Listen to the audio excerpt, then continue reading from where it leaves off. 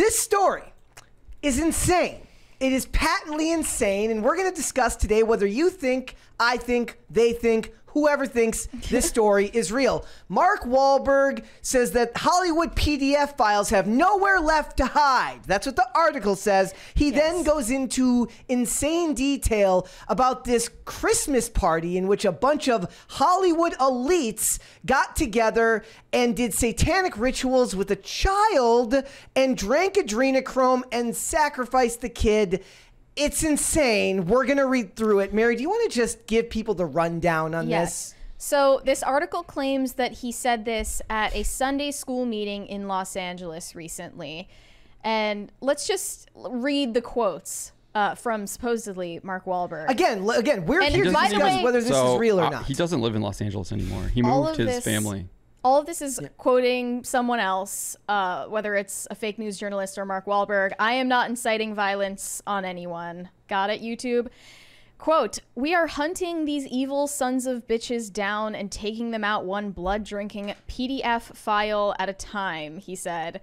He said that human trafficking in Hollywood is controlled by, quote, sick freaks, and there is a, quote, culture of silence in the industry because everybody understands that speaking out about PDF philia is punishable by death. He also said that Mel Gibson and Jim Caviezel are American heroes with balls of steel for daring to take on the Hollywood system and play their part in raising awareness about this problem. And here he goes into a detailed story of his experience at a Hollywood satanic ritual party that culminated in torture.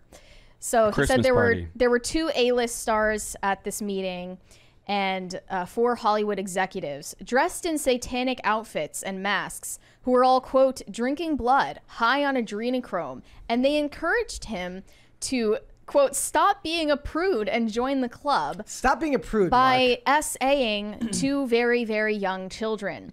So he explained why didn't he step in and why didn't he, you know, stop this essay from happening. This is totally fake. Quote, "I'm a father, and all I could think about was that these 2 children should have been safe at home with their parents, but they were in a Hollywood club being preyed on by sadists, PDF files, and perverts who engage in the worst form of evil. Why didn't I kill these guys? I had to think about my children. They are my first priority in this world, and I don't want them to grow up without a father." He also said the whole corrupt Hollywood system, all of the brainwashing and perversion they are pumping out every year, it all begins to make sense when you understand that Hollywood needs young blood to continue operating. The problem here is that there's enough real world examples of awful behavior in Hollywood to make the general outset of this article believable outside of the ridiculous stuff about satanic rituals. I mean, you can clearly tell that this is fake though when he says, "Why didn't I kill these guys?" Yes. But he's making himself look bad. Yes. So maybe it's more likely to be true. I don't think so. You know? We already know that this stuff happens, that Epstein Island was a thing, that Maxwell is in jail for trafficking to no one. The actual content of what he supposedly said, I'm sure that there are similar stories out there of this ritual abuse happening. Yep. In Hollywood and in other circles, in other industries. I mean, you don't even need to see it as a ritual. I mean, you can see it with people like Megan Fox and what they're doing, and like Charlize Theron, what they're doing with their kids. Yeah, or Megan Fox, not just with her kids, but drinking blood with her boyfriend, right? Or like examples of people in Hollywood, like Dan Schneider, like Harvey Weinstein, all of these people. Like, it's not that far fetched, but if this turns out to be true, and we're one of the first people like covering it, I'm gonna be really happy. It points to the absurdity of the world we live in now, where it's like we talk about this when we talk about Andrew Tate, where at a certain point I've just disconnected and I'm like, is he guilty? Maybe Maybe not, but I don't really have a way of knowing. Therefore, I can only judge based on what I see, what is actually in front of me. So it's like I can interact with his content and understand that he might be an awful person. I don't know that. I can't know that for sure. Do I have my doubts about his validity as a good person? Sure, plenty. Just like within Hollywood, right? Mark Wahlberg, you mean? No, I'm talking about Andrew Tate. So I'm saying, so it's like with all things in this industry, all things within news now, you have to take everything with a gigantic grain of salt and realize that as absurd as most of what is said in this story sounds, it's not that far off from what has already been proven in other cases. So then it's just about the story itself, this individual story maybe being false, and then making a problem for all of the true stories that come out later, right? Because these are the stories, if false, that CNN and MSNBC will push to show you, like, look at this. It's QAnon. Another quote. Look at these people. The only way I can honor the children is to dedicate my life to eradicating this evil from the face of the earth. And the only way to do that is if all of you go see Sound of Freedom. No, I added that part myself. But that's the point, really, on what you were saying, Brett. We don't go see Sound of Freedom because we personally believe in the virtue and character of Jim Caviezel or Mel Gibson or Tim Ballard, even, the guy it's based on. It's because of the overall message of the film and that it's bringing awareness to a larger issue. We don't really care who is even going up to see it. If it were a bunch of QAnon conspiracy theorists going to see this movie, that wouldn't actually taint the content of what it's calling awareness to. Yeah, it doesn't make it it doesn't denote any type of statement one way or the other. It's either they just a say good movie it appeals to the wrong people. Yep. Just like with The Boys. And it appeals to the wrong crowd. Then you're guilty by association. Content's bad. Yeah. Then you're guilty by association. Yeah. Like with stories like this. It's about to be one of the top 10 movies in the domestically, though. Yeah. If it keeps going the way it is. Well, and I mean, just like what you mentioned with Top Gun Maverick, that if it has strong holds week after week, it's not going to make $100 million, but it's going to make a good amount of money. I think it's possible it could do $100 million. It's already over 50. Is it? Yeah. Yeah. And How it's about just been out this part about Elijah Wood? week. Do you think this part about Elijah Wood is I think they're true? using that to provide credibility because I think he has said something about that Elijah Wood, previously, but I'm not. I'd have to look that up. It says, according to Elijah Wood, innocent young lives are destroyed to satisfy people with parasitic interests who see you as their prey. In an interview with the Sunday Times, he dropped a series of bombshells about PDF files that run the industry, noting that, quote, clearly something major was going on in Hollywood. It was all organized. Yeah, and there are other instances of this, like Isaac Cappy. Yeah. Like people in the industry who Corey have Feldman. that inside knowledge. Yeah, they cite him on here too. Yeah. Corey Feldman.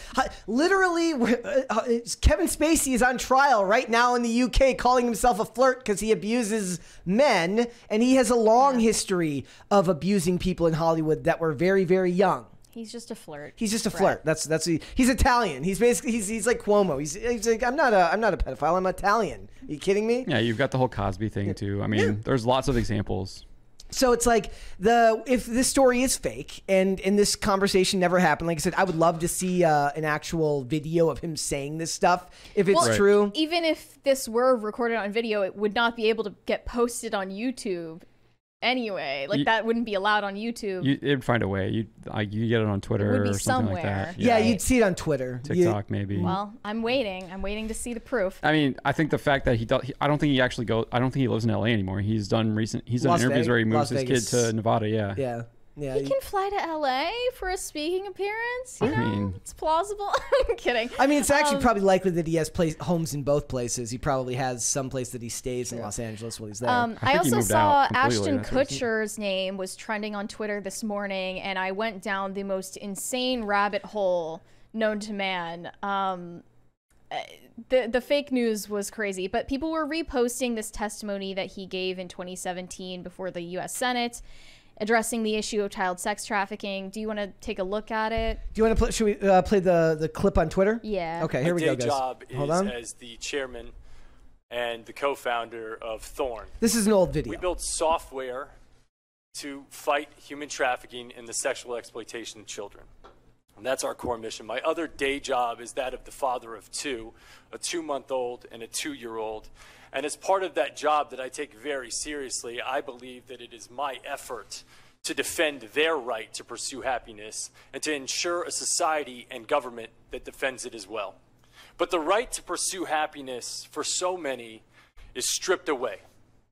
It's raped. It's abused. It's taken by force, fraud, or coercion. It is sold for the momentary happiness of another. I've seen video content. It's not happiness either. That's of a child that's the same age as mine being raped by an American man that was a sex tourist in Cambodia. And this child was so conditioned by her environment that she thought she was engaging in play. I've been on the other end of a phone call from my team. That's true too. I've read a number of accounts about that. Asking for my help because we had received a call from the Department of Homeland Security telling us that a 7-year-old girl was being sexually abused, and that content was being spread around the dark web. And she had been being abused, and they'd watched her for 3 years, and they could not find the perpetrator. Asking us for help.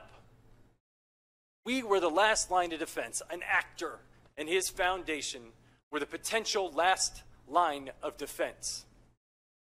That's my day job, and I'm sticking to it. Can we build the tools that are better than their tools to fight what's happening? There are sites in the United States that do this other than Backpage, a lot of them, in fact. There are sites internationally that are doing this. There are other sites. It's happening all over the place. It's been happening for decades in print media. We're now just recognizing it for what it is, and I think that that's the most important part. And secondarily to that is let's build the tools, let's finance the tools, and let's deploy the tools to fight back. I mean, last night we saw Tim Ballard was on IRL, and the people who came in, a lot of people want to fight this stuff. This is from 2017, right? Yeah. Last night Tim Ballard was on IRL, and Tim basically said like they offered up. He said, donate whatever you donate in Super Chats right now. I will double it and donate it to your foundation. They raised $24,000 in just minutes, and Tim wrote him a check for $50,000. Awesome. So seeing stuff like that is very, very encouraging. But you went down a rabbit hole with this. Yeah, and there are other, I wanted to mention, there are other celebrities, although they're few and far between, other than the Jim Caviezel's and Mel Gibsons of the world that care about this issue. Yeah. Blake Lively is one of them. Yeah. She did a speech raising awareness about She's CP. like, sure, my husband works for Disney, but, you know. I mean, Tim Tebow has a foundation, too. He's, like, building safe houses as well, I think in, like, Thailand. But as I scrolled after I looked at this video this morning, I found a lot of conflicting reports about Ashton Kutcher. One person said, news alert, Ashton Kutcher is preparing to expose the Hollywood child sex trafficking empire. Not sure if that's true. I kept scrolling, and apparently Ashton Kutcher is a child trafficker himself. And he also is, he murdered his girlfriend in 2001, according to other people on Twitter. And he's also trans. So I just don't know what to believe anymore. That kind of threw me for a loop. And apparently Demi Moore is also trans and a child trafficker. It's that G.I. Jane movie. I always suspected that G.I. Jane wasn't as stunning and brave as they made it out to be. And I also wanted to mention, I saw this, apparently this is an old picture, but this was a picture that Selena Gomez took with the producer of Sound of Freedom. She was involved in an organization called A21, which fights against human trafficking. She took a picture with Eduardo Verástegui. Verástegui? That's how you say it? I think so. The producer of Sound of Freedom, during a screening of the movie in Los Angeles. And they screened that movie years and years ago when it was already done. 2018, I think. In 2018. When it was still 20th Century Fox. But she's suspiciously silent about the movie now that it's out. Weird to me. I have doubts about the integrity of a lot of celebrities if they know about this issue and they're not willing to speak on it. Well, I think the biggest point in the Mark Wahlberg thing that's the most ridiculous is like, why didn't I do anything about it? He's like, yes, you do have your own kids, but you could have called the cops, bro. Like, that's the biggest part to doubt. Even if that story is true, that would mean that, you know, this is such a systemic issue that just calling the cops would do literally nothing to stop it. It is a systemic issue, though. I mean, there was a whistleblower that she was in Congress just in April. She said there's 85,000 children that have been missing that have come across the border that they have no idea where they are. And calling the cops if you witness something or if you don't, I mean, it kind of proves useless even when, you know. I mean, she was saying that she accused the DHS of being the middleman. I mean, didn't the CIA just take over the drug trade anyways in Iraq and Afghanistan, there are a lot of good supposedly? people that are complicit in evil things, and that's a story as long as human history goes back. And here's a good point. LA Times and New York Times critics both refuse to review Sound of Freedom. You can't even find anything on the websites about the movie because... As well as the Hollywood Reporter. Exactly, because the Hollywood Reporter has done some coverage on that. I saw Pamela McClintock did something. So, but I think it's funny because the same thing's happening. I was just listening to a video. I don't know if they published a review, though.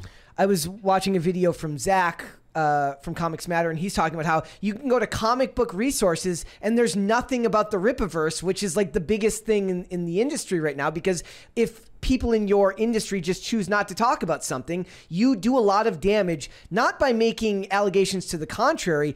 You do a lot of damage just by not talking about something at all. So just by being silent, they are doing more damage to this movie than if they were actually talking about it. I would argue that a lot of the, like we showed yesterday, the ridiculous things about nanobots in Sound of Freedom viewers' drinks, like that stuff draws attention to the movie, and that gives it good publicity, whether you like it, whether they like it or not. It's good for the name recognition of the film.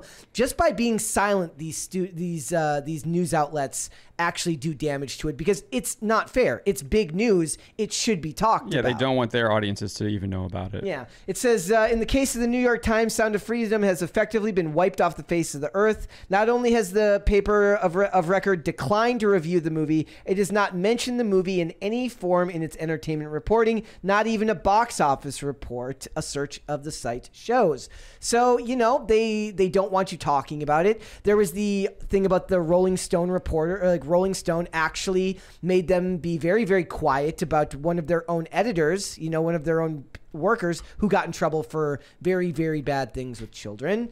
And it's pervasive in the industry. But articles like that, articles like this one about Mark Wahlberg, it's what I talk about with when Jim Caviezel was talking about this report. It's like, look, it's just a lot harder for a person who doesn't know anything about this stuff to swallow when they hear the stuff about adrenochrome and they hear the stuff about child sacrifice.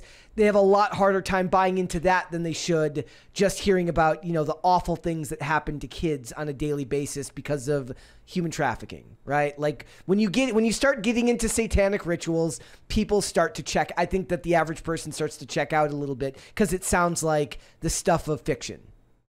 Yeah, potentially. I mean, there might be people that are like, what is really going on? What is this movie really about? Let me go check it out too. You would hope. I think some people might completely check out like this is an absolute joke. It can't be serious. And then there's other people that are like, what's really going on? Did you guys write a review for the site? We have one. I don't know if we've published it yet. Yep. Did you go see it? I have not seen it yet. I asked my wife if she wanted to go see it with me, and she was like, I don't want to be exposed to that type of content. Yeah, I mean, it's not graphic. It is. They do a very good job of. It's still about child trafficking and stuff like that. So. Yep. So, I don't know. I probably will see it eventually, but I just have been very busy. Very, very busy. So the Mark Wahlberg, I'm going to keep my eyes open and hope for some type of information on whether or not this actually happened. But we'll wait and see. Maybe Tim brings him on when they're promoting that new Mel Gibson movie that he's going to be in. And we'll be like, hey, so can you tell me about this thing, like the party where... Yeah. the Christmas party. Yeah. I'm literally picturing like Bob Iger in like a Santa outfit, like doing some type of weird satanic ritual, and it's making my blood curdle. Thanks for watching. Listen to full episodes of Pop Culture Crisis on Spotify. Keep up with us on social media and make sure you subscribe and ring that bell so you never miss the show. Bye, guys.